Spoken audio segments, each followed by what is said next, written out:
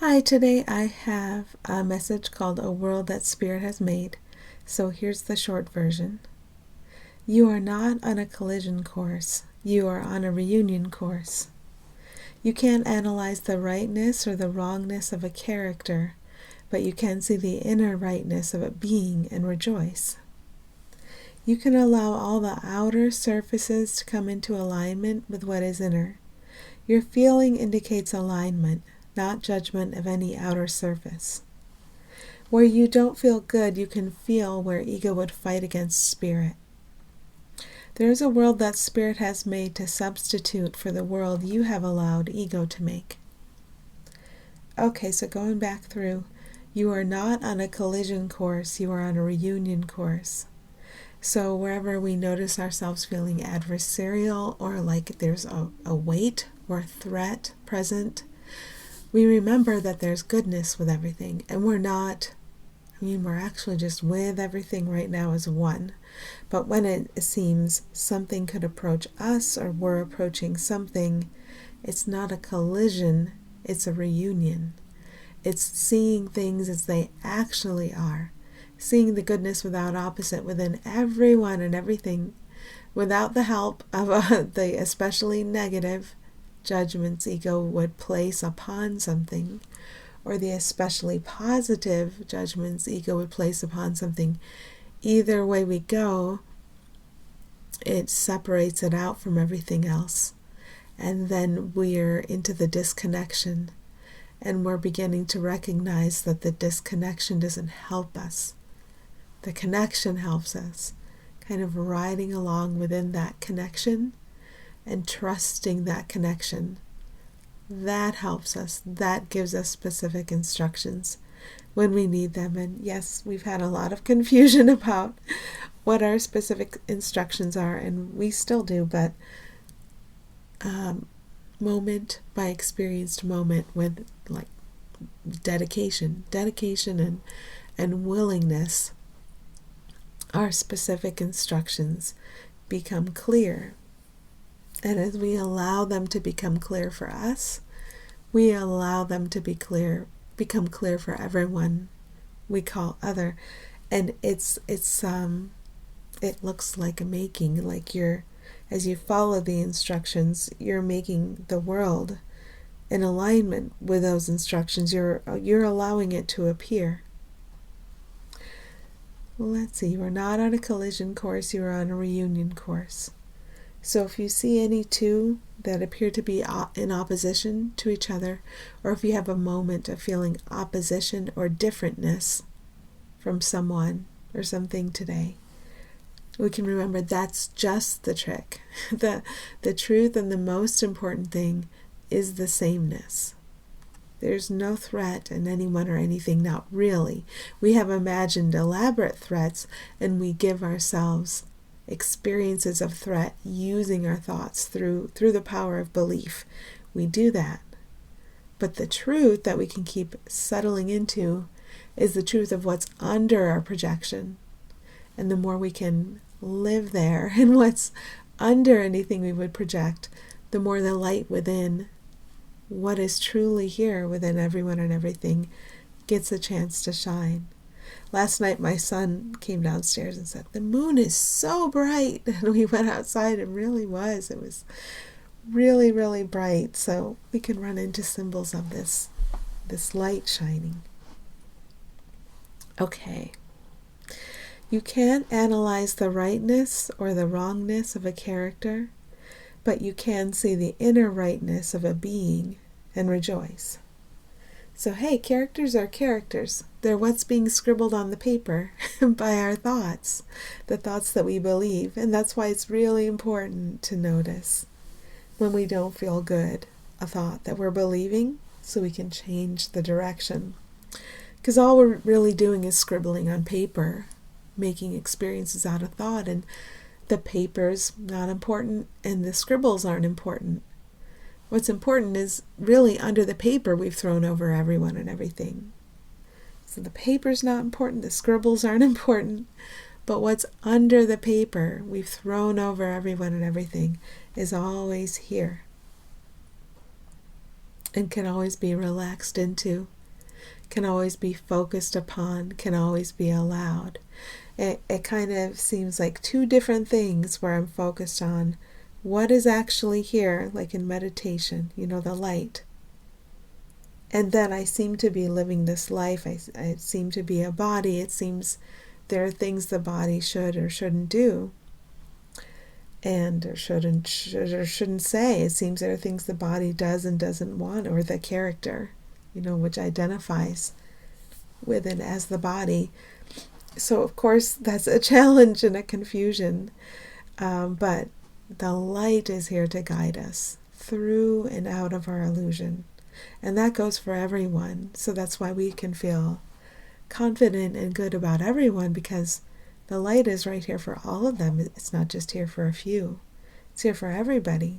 And the more we can see that, see everyone uplifted and guided by the light, the more we allow that for ourselves.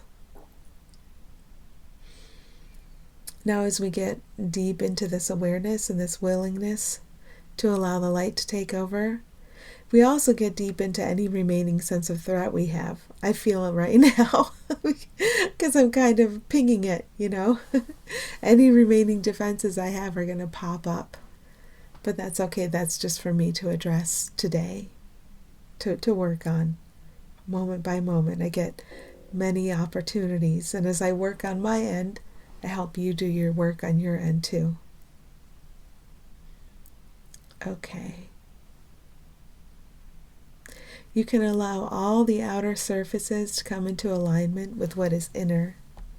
Your feeling indicates alignment, not judgment of any outer surface. So, we experience surfaces that we call outer. They seem to be outside the body. And everything can come into alignment with what is within you. Because what is within you is within everyone and everything. And our feelings tell us. Either we're aware of this, acknowledging it, allowing it, or we're not. And much of the time we're not. Much of the day there's like this driving force, or this idea of I do want or I don't want, or this kind of me focus that now we're allowing to be highlighted, and we're allowing to dissipate, we're allowing it to dissolve, and then the light can do its work. So, our end is running into where the tension is and going to work on that and allowing it to dissolve and allowing the light to become obvious, allowing the light to shine, just not just here in the place I call here and the self I call mine, but everywhere I would look, within anything I would experience. So I'm going to feel some sort of tension or blockage or resistance when I'm judging an outer surface. I'm judging it, I'm immobilizing it, I'm calling it this instead of that, I'm calling it different, I'm putting a block in front of it and saying, light, don't shine. I'd rather say things about it than let the light shine. But this will get easier and easier for us to just let the light shine. So you can allow all the outer surfaces to come into alignment with what is inner, meaning just not block it, The outer surfaces don't have to be important or judged. They just don't block the light. The light can shine right through it. And then we can see how meaningless and valueless the surface is. The light's the thing. So your feeling indicates alignment, not judgment of any outer surface. When I feel tense or irritated, it's because I'm judging outer surfaces, and that's my alarm clock to say, hey, Julie, we thought you might want to become aware that you're judging outer surfaces and you're not allowing the light to shine. So that's why I become irritated. It's a help to me because it's a very clear alarm clock that tells me I need to reverse direction and just relax into the abundance that's here for me, because if there's an abundance of anything, it's an abundance of light everywhere. I've just been denying it for all of time, that's all. Okay. Where you don't feel good, you can feel where ego would fight against spirit. And I still bump into this, and sometimes it seems like a very deep root, like an insistence that the body's going to die. In the traditional ways, one of these 5 most common ways it goes, or however many there are, it's going to come and get it. So that's our work. We're here to bump into these certainties and see how deep they seem to be. They can never be more than surface deep, because underneath the very thin surface is light. But the spell we've cast upon ourselves is powerful, because the mind of the one child of God, which we all are together, is very powerful. So although it's a thin surface, it's a powerful, I can't find the word for it, spell, incantation, whatever it is, that we cast to make ourselves believe that things could be different and in opposition to one another, separate. Multiple. We seem to have done this in our mind, and our mind is very powerful.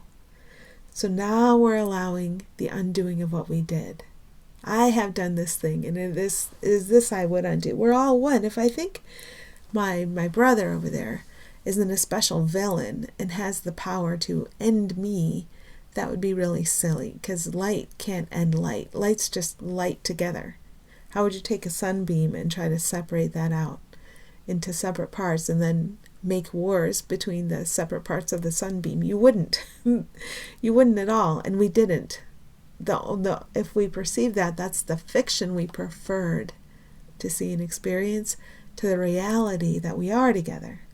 So what we do today is we keep looking inward toward the reality that we are together and just allow it to be in charge. Allow it to guide everyone through and out of the nightmare of opposition that we made, where we believe we're separate bodies that die and that are vulnerable and that can be threatened. So where you don't feel good, you can feel where ego would fight against spirit. Again, today I have bumped into what feels like a very deep fear a few times. And I've been aware of it as I'm talking, like it's not gone. And so that's my work today. Not to hide it anymore, to acknowledge it. It seems to be like this core. And while it isn't real, fear isn't real, we experience it as real, and we're not supposed to deny that. And as long as we believe fearful thoughts, we're going to feel this, the indicator that we need reversal. And I'm feeling it today. And we need to work with that.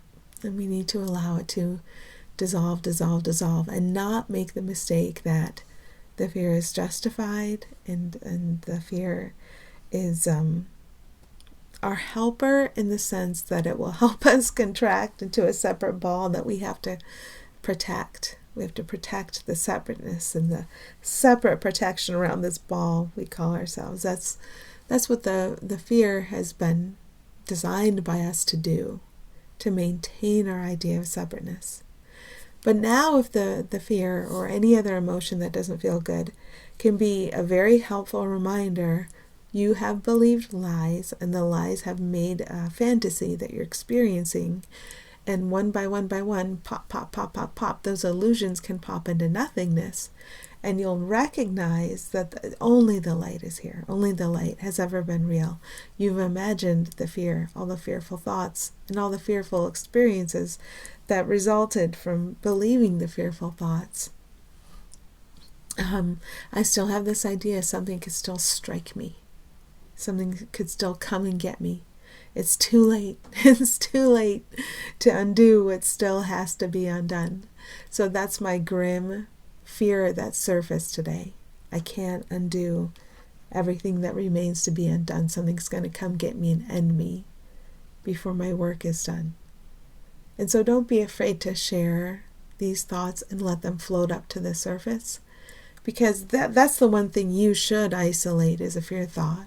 You need to isolate and surround it with the light you are, and see the light with you are burgeoning up from within it, and see it extending everywhere, and see the reality and the beauty and the love of that light, and then see where your thought is and how it's doing.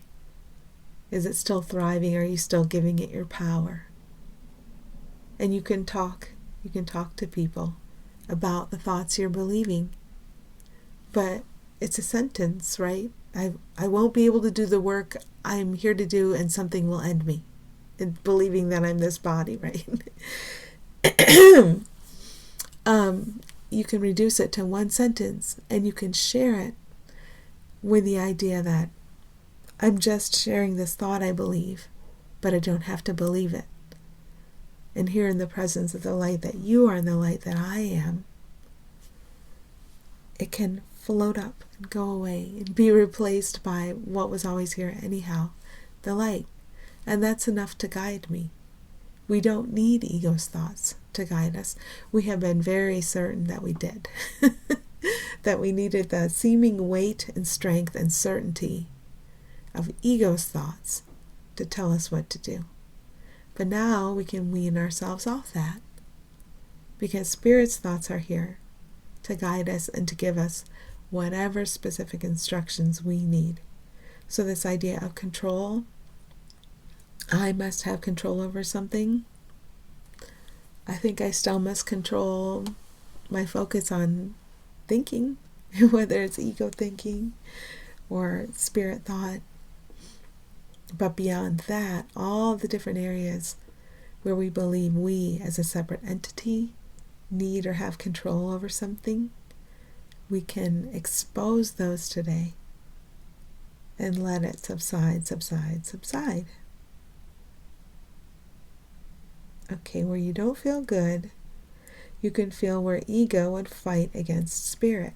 Yeah, you could feel this war in your heart. And now we can declare the war to be over. Imagined by me. I am the imaginer of the war that never was. It seemed really real. Where you don't feel good, you can feel where ego would fight against spirit. I don't know how many times I've said this. Have I been looping? I don't even know. Okay, I'm just soaking it in. That's what I'm going to apply today. Because there's no need to sponsor the ego's fight by believing its thoughts. There's every need to isolate each one of the thoughts we become aware of, and relax and rest, and allow Spirit's work to be done. There's every need for that awareness and that willingness to spend time looking at thought by thought by thought by thought, sorting through them. There's every need for that, and then everything takes care of itself beyond that. There is a world that Spirit has made to substitute for the world you have allowed ego to make. Isn't that a relief? At the same time, we believed we made a world of chaos. Spirit made a world that ushers us out of our delusion, and it's always here. And I can see how silly it would be to refuse to experience this world, to think it's more important to make an ego world of war instead. So there is a world that Spirit has made to substitute for the world you have allowed ego to make. When I don't feel good, I'm allowing ego to make my world. And I still think it's a great idea to show up in ego's world instead of in Spirit's world. There's something already complete for us right here that we can just accept and allow. And it reflects that we let go of what we never needed. And it's always right here for us. So in the moment that I notice I'm attached to a thought from ego, I can remember, right here for all of us, there's a world that Spirit made. and it'll still look like a world with separate things. But it's kind of the ride that carries us through and out of what we imagined. And are we ready to get on the last ride? We've been on lots of chaos rides, ego rides. Are we ready to get on the last ride, the reality ride, that carries us through and out of what we imagined together? Are we willing to give up childish things? Are we willing to give up our toys and go home?